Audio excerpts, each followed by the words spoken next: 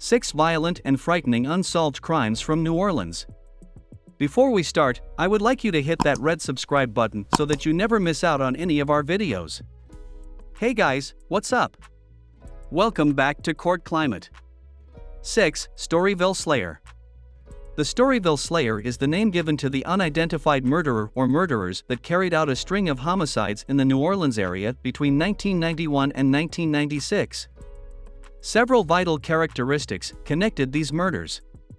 The targets were mainly women of African descent between 17 and 42. Most of them were strangled, although some were drowned. The victims were dumped in isolated swamps and canals. Their bodies were left in water for several weeks to several years, resulting in extreme decomposition and destruction of incriminating evidence. Not surprisingly, some of the victims have never been identified. 2 men, Victor Grant and Russell Elwood, were closely investigated, and Elwood had a high-profile trial but was acquitted. 5. Margaret Kuhn. In 1987, Margaret Kuhn, a wealthy lawyer from Mandeville, was stabbed in the back and left for dead. She was jogging with her dog in a gated subdivision, considered one of the safest neighborhoods in the area. Local authorities have been stumped for decades. As recently as 2021, New Orleans reporter Jed Lipinski has been taking a closer look into the case. Kuhn left her home sometime after 8:30 p.m. Her body was found the next day. The faithful dog was guarding her body. There were no signs of struggle or sexual assault. She was wearing roughly $100,000 worth of jewelry on her corpse. The security officer at the community gate reported no non-residents entered the Beauchain community that night. Kuhn prosecuted sex offenders and child abusers, and speculation points to revenge murder. 4. Jacques Saint-Germain. Jacques Saint-Germain arrived in New Orleans from France in 1902. He claimed to be a descendant of the Count Saint-Germain. He was wealthy and affluent, he spoke a dozen languages and played as many musical instruments.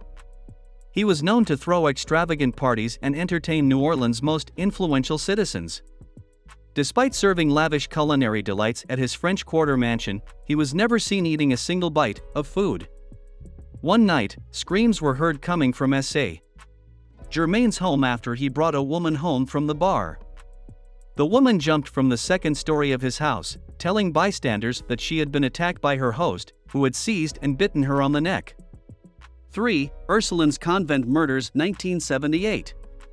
The Ursulines Convent in New Orleans' French Quarter has a long history of bizarre and frightening happenings. The famed legend of the Casket Girls started the supernatural ball rolling early in the 18th century. For centuries, the convent has attracted visitors who investigate where rumors of vampires originated and enraptured the entire city. In 1978, a group of Boston College students came to see for themselves. They set up a video camera across the street. They intended to film from sundown to sunrise for a week to see if any vampires or other paranormal activity did exist at the old convent. The group consisted of 2 girls and 3 boys.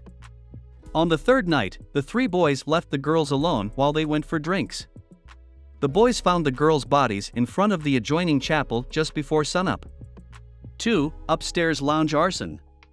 Perhaps the most lethal attack on the LGBTQ community in history occurred on June 24, 1973, when what was then known as the Upstairs Lounge caught fire.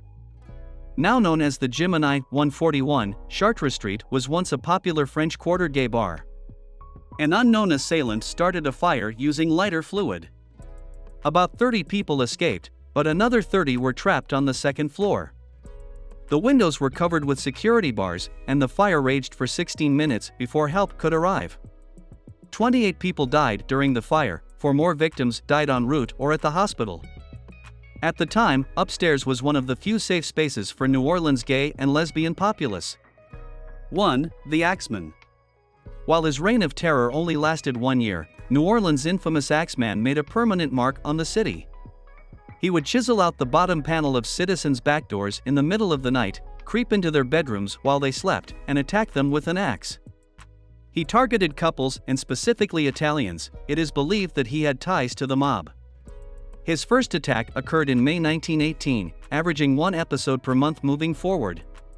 The Axeman sent a letter to the local paper on March 13, 1919. In the letter, he depicts himself as a demon who can turn into smoke and kill at will, with no regard for the police. He held the city hostage and demanded that everyone listen to jazz the following Tuesday night, or blood would be spilled. This brings us to the end of our video. I hope you enjoyed it. Hit like if you did, and don't forget to subscribe to our channel so that you don't miss any of our videos in the future. Also, watch the 2 videos that are on your screen, because I'm sure you'll love them.